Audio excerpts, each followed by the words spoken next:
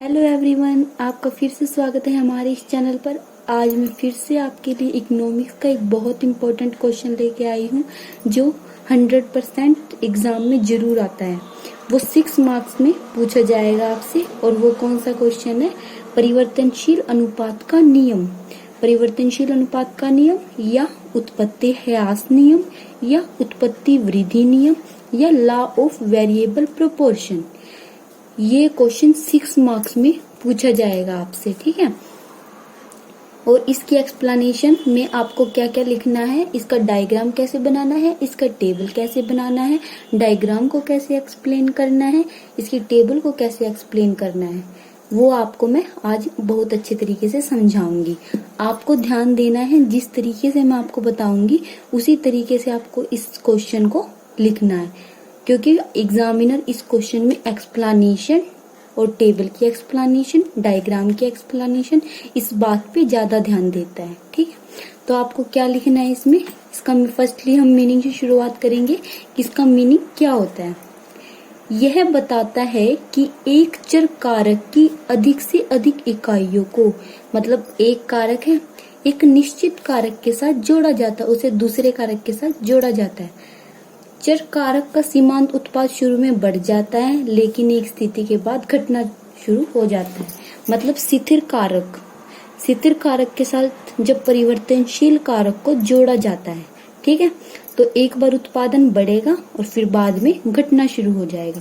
मैंने इसके 3 मीनिंग लिखे हुए हैं, आपको जो समझ आए आप एग्जाम में वो लिख सकते हो। पहला मीनिंग हो गया, उसके बाद दूसरा, यदि किसी उत्पादन के क्षेत्र में उत्पत्ति के कम से कम एक साधन को क्या रखा जाए? स्थिर। जैसे भूमि को हमने क्या रख लिया? स्थिर रखा जाए, तथा अन्य साधनों में वृद्धि की जाए। अन्य साधन मतलब किस में चेंज कर सकते हैं हम? श्रम में चेंज कर सकते हैं। क्या करेंगे हम? भूमि को क्या रख लेंगे? स्थिर। और श्रम में क्या कर देंगे? परिवर्तन। मतलब एक बार वृद्धि की जाए तो एक बार तो उत्पादन क्या होगा? बढ़ेगा, लेकिन बाद में घटना शुरू हो जाएगा। एक मीनिंग ये हो गया, ठीक है। यदि किसी उत्पादन के क्षेत्र में उत्पत्ति के कम से कम एक साधन को क्या रखे? स्थिर, और एक साधन को क्या करे? परिवर्तित करे, तो एक बार तो उत्पादन हमारा बढ़ेगा, लेकिन बाद में क्या हो जाएगा? घटना शुरू हो जाएगा। उसे क्या कहते हैं? परिवर्तनशील अनुपात का नियम, ठीक है। या तो आप ये मीनिंग लिखो इसका, या ये मीनिंग लिखो, या ये।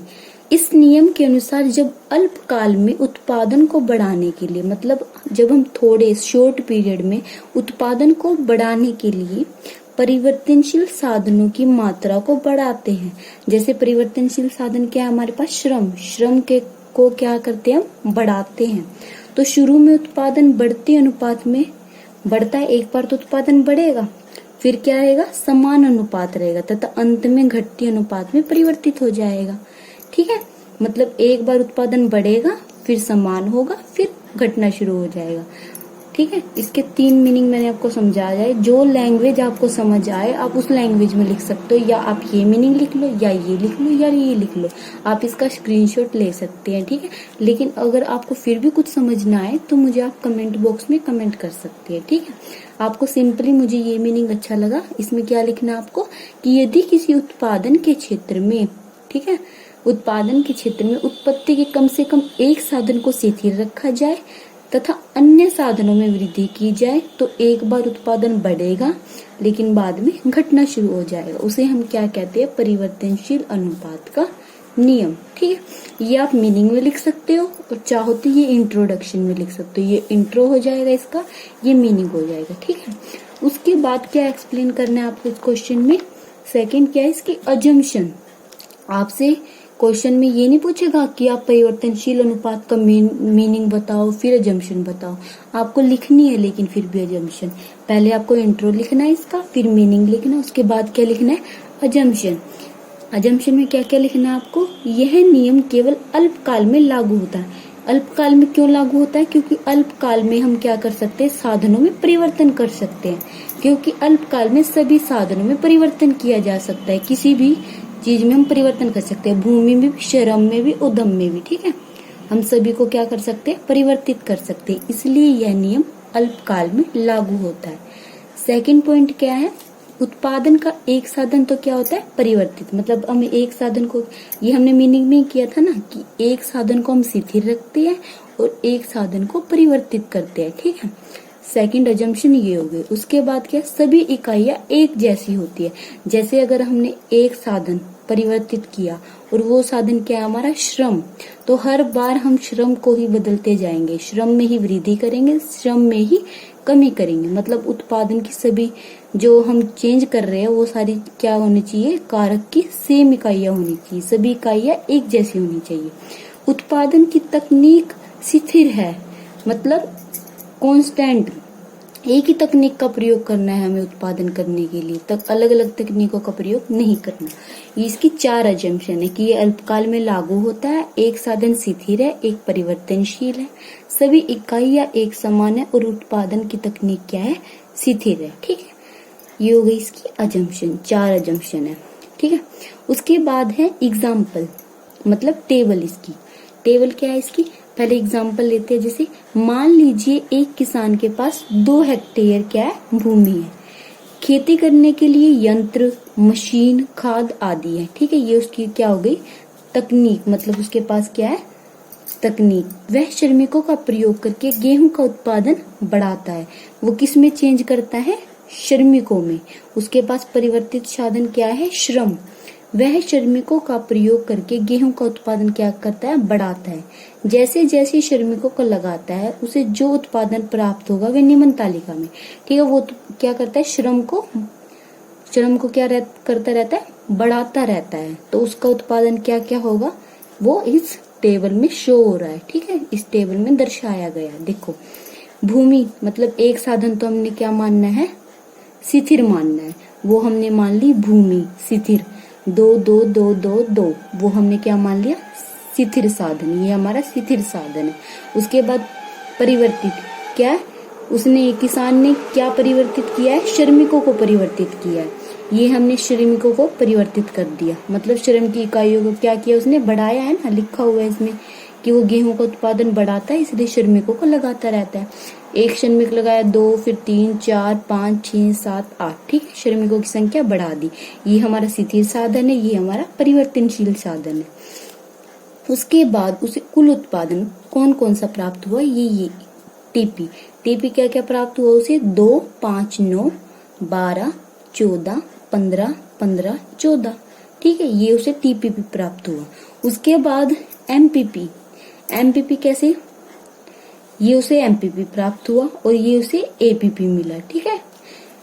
एमपीपी ऐसे भी निकाल, आप टीपी याद कर लो, एमपी उसी से बन जाएगा। जैसे 2 तो ऐसे ही लिखना है, फिर उसके बाद 5 में से 2 गया, क्या हो गया, 3 आ गया, ठीक है। फिर 9 में से 5 गया, 4 आ गया, 12 में से 9 गए, 3 आ गया, 14 में से 12 गए, 2, 15 में से 14 गया, 1, 15 में से 15 गई, 0, 14 में से 15 गया, -1, ठीक है। ये हो गया हमारा एमपी। इसका डायग्राम बनाने के लिए हमें मेनली बस टीपी और एमपी की जरूरत है। एपी अगर आप लिखना चाहो तो लिख भी सकते हो, वरना नहीं, ठीक है, क्योंकि हमें सीमांत उत्पाद देखना है और कुल उत्पादन देखना है, ठीक है। उसके बाद देखो, अगर आप खुद बनाओगे टेबल तो आप कंफ्यूज हो जाओगे। आप चाहो तो इसी टेबल का स्क्रीनशॉट ले सकते हो या इसको याद कर सकते हो, आपको कुछ नहीं करना। भूमि कुछ भी ले लो कांस्टेंट, मैंने 2 2 2 लिया, आप कुछ भी ले सकते हो इसकी जगह। श्रम की इकाई ये लेनी है। उसके बाद टीपीपी आपको याद करना है, टीपी से ही आपका एमपी बन जाएगा, ठीक है। क्या बोल रखा था उसमें कि एक बार तो उत्पादन हमारा क्या होगा, बढ़ेगा। फिर उसके बाद देखो 2, 5, 9, 12, ये स्टेज है हमारी फर्स्ट, मतलब ये क्या, उत्पादन बढ़ रहा है जहाँ पे, ये हमारी फर्स्ट स्टेज है जहाँ पे उत्पादन बढ़ रहा है। उसके बाद क्या है, उत्पादन यहाँ पे भी, ये हो गई हमारी सेकंड स्टेज जहाँ पे उत्पादन क्या हो रहा है, मैक्सिमम हो रहा है, 15 15, ठीक है, समान है। उसके बाद क्या हो गया, हमारा उत्पादन घट गया, 14 हो गए, ये हमारी थर्ड स्टेज है। जहाँ पे उत्पादन बढ़ रहा है वो हमारी फर्स्ट स्टेज है, जहाँ पे मैक्सिमम हो रहा है वो हमारी सेकंड स्टेज है, जहाँ पे हमारा उत्पादन घट गया वो हमारी थर्ड स्टेज है, ठीक है। ये हमारी हो गई टेबल। कुछ समझ ना आए तो आप मुझे बता सकते हो, ठीक है। उसके बाद है हमने एजम्पशन कर लिया, इंट्रो कर लिया, मीनिंग कर लिया, टेबल कर लिया। ये आपको ऐसे ही एक्सप्लेन करने, ये हमारी टेबल हो गई। इस टेबल को एक्सप्लेन कैसे करना है?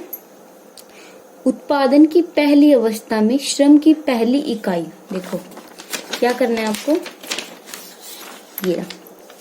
ये हमारी टेबल है। उत्पादन की पहली अवस्था में श्रम की पहली इकाई से शुरू होती है। पहली इकाई से क्या होती है? शुरू होती है उत्पादन की पहली अवस्था।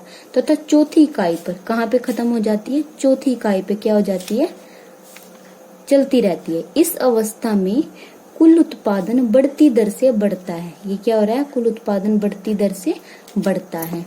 इसलिए औसत तथा सीमांत उत्पाद बढ़ते हैं तथा अंत में एपी और एमपी बराबर हो जाते हैं। देखो सीमांत उत्पाद भी बढ़ रहा है और औसत उत्पाद भी बढ़ रहा है और आखिर में ये क्या हो जाते हैं? फर्स्ट स्टेज में एपी और एमपी क्या हो जाते हैं? बराबर हो जाती है। ठीक है, आखिर वाली स्टेज में, फोर्थ स्टेज में, मतलब सॉरी फोर्थ इसमें यूनिट में। ठीक है, क्या है? एक बार तो टीपीपी बढ़ती दर से बढ़ रहा है और एमपी भी बढ़ रहा है और एपी भी बढ़ रहा है, और जो ये फोर्थ क्या है? इकाई है, इसमें क्या हो जाएगा? एमपी और टीपी, एमपी और एपी एक दूसरे के बराबर हो जाएंगे। उसके बाद है सेकंड स्टेज। सेकंड स्टेज में क्या होगा? दूसरी अवस्था श्रम की 5वीं इकाई से शुरू होती है, इसी घटती दर से बढ़ते हुए अधिकतम हो जाती है। एक बार तो क्या होगा? घटता, ये घटती दर से क्या हो रहा है? बढ़ रहा है। तो ये क्या हो गई हमारी सेकंड स्टेज, जो कि 15 इकाई है और अधिकतम हो जाता है। और क्या हो जाता है? ये अधिकतम हो जाता है। इसलिए इस अवस्था में सीमांत तथा औसत उत्पादन कम हो जाते हैं। सीमांत उत्पाद भी कम हो रहा है और औसत उत्पाद भी क्या हो रहा है? कम हो रहा है। ठीक है, अंत में एमपी और एपी शून्य हो जाते हैं और एमपी और एपी क्या हो जाते हैं? शून्य हो जाते हैं। उसके बाद है तीसरी स्टेज। तीसरी स्टेज में श्रम की 8वीं इकाई से शुरू होती है तथा इस अवस्था में कुल उत्पादन घटने लगता है। तीसरी स्टेज में क्या होता है? कुल उत्पादन घट जाता है। यहाँ पे तो अधिकतम हो गया, यहाँ पे क्या हो गया? घट गया, 15 से 14 हो गया। ठीक है, जो कि घटकर 14 इकाई हो जाता है और एमपी क्या हो जाता है? नेगेटिव हो जाता है। पहली स्टेज में क्या होगा? ये टीपीपी बढ़ेगा तो एमपी और एपी भी बढ़ेंगे और फोर्थ यूनिट मतलब लास्ट यूनिट पे एमपी और एपी एक दूसरे के बराबर हो जाएंगे। फिर टीपी अधिकतम हो जाएगा तो ये क्या हो जाएगा? एमपी और एपी घट जाएंगे। और तीसरी स्टेज में जब ये क्या हो जाएगा? घट जाएगा, अधिकतम से और भी ज्यादा घट जाएगा, तो एमपी क्या हो जाएगा? माइनस में हो जाएगा। ये हमारी टेबल थी और ये इसकी क्या थी? एक्सप्लेनेशन। ठीक है, आपको सेम ऐसे ही एक्सप्लेन करना है।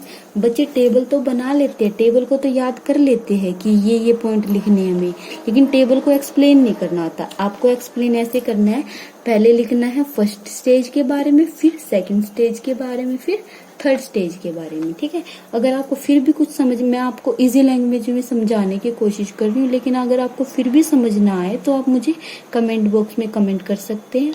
ठीक, उसके बाद है इसका डायग्राम। टेबल कर लिया, उसके बाद क्या आ जाएगा? इसका डायग्राम। डायग्राम आपको ये ऐसे बनाना है, ये टीपी है, ये एमपी का डायग्राम है। इस डायग्राम में आपको फ्री हैंड बनाना है। ठीक है, पॉइंट्स में नहीं बनता, ये सब फ्री हैंड ही बनाते हैं। उसके बाद है इसमें ये पहली स्टेज है, ये दूसरी स्टेज है, ये तीसरी स्टेज है। एग्जामिनर इसमें सिर्फ आपकी एक चीज चेक करेगा, ये नहीं है कि आप ऐसे ही बना दोगे इसको और एग्जामिनर ऐसे ही देख के कि आपने अच्छे से बनाया है आपको ऐसे ही नंबर दे देगा। एग्जामिनर क्या देखेगा कि जहां पे क्या है, जहां पे एमपी क्या है? 0 है। जहां पे एमपी 0 है वहां टीपी क्या होना चाहिए? मैक्सिमम होना चाहिए। वो है या नहीं है, एग्जामिनर ये चेक करेगा। एमपी क्या है? 0, तो टीपी हमारा क्या है? मैक्सिमम है। ठीक है, और एक क्या एग्जामिनर चेक करेगा? जहां पे एमपी क्या हमारा? फर्स्ट चीज तो ये चेक करेगा। सेकंड क्या करेगा? जहां पे एमपी हमारा मैक्सिमम है वहां पे टीपी की फर्स्ट स्टेज क्या हो रही है? कंप्लीट हो रही है। ये हमारी फर्स्ट स्टेज क्या हो रही है, कंप्लीट हो रही है। ये ठीक है। एक एग्जामिनर ये चेक करेगा कि टीपी क्या होना चाहिए, फर्स्ट स्टेज कंप्लीट होनी चाहिए वहां पे। ये दो चीज एग्जामिनर आपकी चेक करेगा, उसके बाद ही आपके डायग्राम को वो ठीक करेगा। ठीक है, कि जहां पे एमपी 0 है वहां टीपी अधिकतम है, और जहां पे एमपी क्या है, अधिकतम है, वहां पे टीपी की फर्स्ट स्टेज मतलब फर्स्ट स्टेज हमारी कंप्लीट होनी जानी चाहिए। तो ये हमारी फर्स्ट स्टेज है, ये हमारी सेकंड स्टेज है, ये हमारी थर्ड स्टेज है। उसके बाद है इसकी एक्सप्लेनेशन। इसकी एक्सप्लेनेशन में आपको क्या लिखना है, डायग्राम की, इसमें भी आपको ऐसे ही एक्सप्लेन करना के दिखाना है, पहली स्टेज, दूसरी स्टेज और तीसरी स्टेज। देखो पहली स्टेज में क्या क्या रखा है, टीपी उत्पादन की ओ क्यू स्तर तक बढ़ती दर से बढ़ता है। टीपी क्या करता है, टीपी उत्पादन के ओ क्यू स्तर तक बढ़ती दर से बढ़ता है। टीपी ओ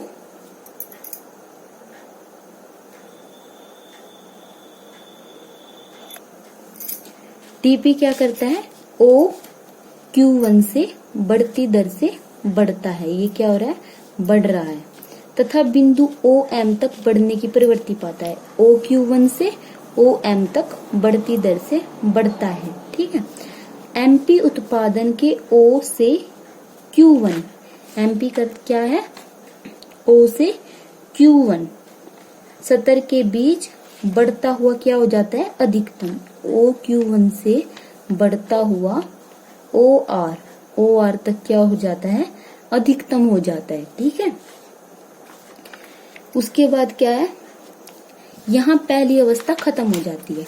पहली अवस्था कहाँ खत्म होगी, अपनी पहली अवस्था हमारी कहाँ खत्म होगी, जहां पे टीपी OQ1 से बढ़ता हुआ OM तक बढ़ता जाता है, और MP क्या करता है, OQ1 से बढ़कर OR पे अधिकतम हो जाता है। यहाँ हमारी फर्स्ट स्टेज कंप्लीट हो जाएगी। उसके बाद सेकंड स्टेज में क्या होता है, टीपी उत्पादन के, टीपी पहले तो OQ1 तक बढ़ा था, उसके बाद टीपी उत्पादन के Q1 से Q2 तक क्या करता है, घटती दर से बढ़ता है। ये घटती दर से क्या हो रहा है, बढ़ रहा है, घटती दर से बढ़ रहा है, तथा अपने अधिकतम बिंदु, ये क्या इसका अधिकतम बिंदु N पर पहुंच जाता है। और MP क्या करता है, MP क्या होता है, घटता जाता है। MP क्या होता है, घटता जाता है। ये रहा, घट रहा है। ठीक है, घटता जाता है। इसे परिवर्ती अनुपात के घटते प्रतिफल की अवस्था कहते हैं। इसमें क्या है, MP भी घट रहा है और TP क्या है, घटती दर से बढ़ रहा है। ये हमारी हो गई सेकंड स्टेज। उसके बाद है थर्ड स्टेज में क्या है, टीपी भी गिरना शुरू हो जाता है और MP क्या है, ऋणात्मक हो जाता है, और क्या होता है, ये भी गिरना शुरू हो जाता है। आपको तीनों स्टेज समझ आई या नहीं आई, मैं एक बार और आपको एक्सप्लेन कर रही हूँ। फर्स्ट स्टेज में क्या होता है, O से Q1 तक टीपी क्या है, बढ़ता है, और O से M तक बढ़ता है। ये हमारी क्या हो रही है, फर्स्ट स्टेज टीपी की।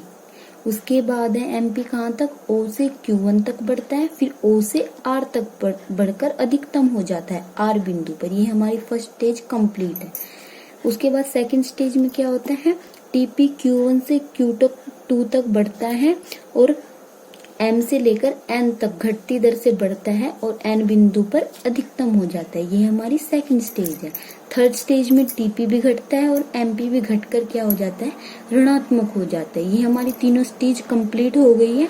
अगर आपको ये क्वेश्चन मतलब समझ आ गया हो तो आप मुझे वो भी कमेंट बॉक्स में कमेंट करें, और अगर आपकी कोई भी क्वायरी है या आपको फिर भी कोई टॉपिक समझ ना आए तो आप वो भी मुझे कमेंट बॉक्स में कमेंट कर सकते हैं। अगर आपको मेरा वीडियो पसंद आए तो चैनल को सब्सक्राइब और वीडियो को लाइक कीजिएगा। और अगर आप चाहते हैं मैं इकोनॉमिक्स या कॉमर्स के किसी भी रिलेटेड सब्जेक्ट में जिसमें आपको कोई भी डाउट है कि किसी टॉपिक में डाउट है तो आप मुझे बता सकते हैं, मैं उस टॉपिक पे वीडियो बनाऊंगी। ये क्वेश्चन आपने किया है, इसमें आपको ऐसे ही एक्सप्लेन करना है, intro, meaning, table, diagram, assumption. तो एग्जामिनर आपको पूरे 6 में से 6 मार्क्स देगा। ठीक है, thank you for watching my video.